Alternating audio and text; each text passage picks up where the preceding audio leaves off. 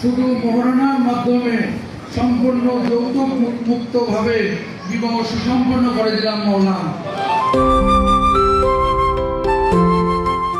সমাজ যখন যৌতুকের মতো সামাজিক ব্যাধির অন্ধকারে নিমজ্জিত, ঠিক তখনই সেই অন্ধকার দূর করতে 7 জোড়া তরুণ তরুণী একসাথে যৌতুক মুক্ত গণবিবাহ করেছেন। ব্যতিক্রমে এই আয়োজন মুহূর্তেই ছড়িয়ে পড়ে নেট দুনিয়ায়।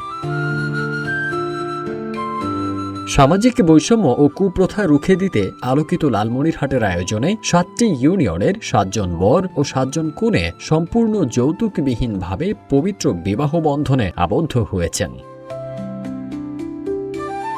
সামাজিক দর্শন অনুযায়ী যৌতুক কেবল একটি অর্থনৈতিক লেনদেন নয়, বরং এটি মানুষের মর্যাদা ও সাম্যকে খর্ব করে। এই চিন্তা থেকেই 3 জুলাই রাতে লালমনিরহাটে জেলা পরিষদ অডিটোরিয়ামে 14 জন বর কনেকে এক ছাদের নিচে আনার ব্যতিক্রমী আয়োজন সম্পন্ন হয়। এই উদ্যোগটি কেবল একটি বিয়ের আয়োজন নয়, বরং সমাজের প্রচলিত ভুল ধারার বিরুদ্ধে একটি জোরালো প্রতিবাদ।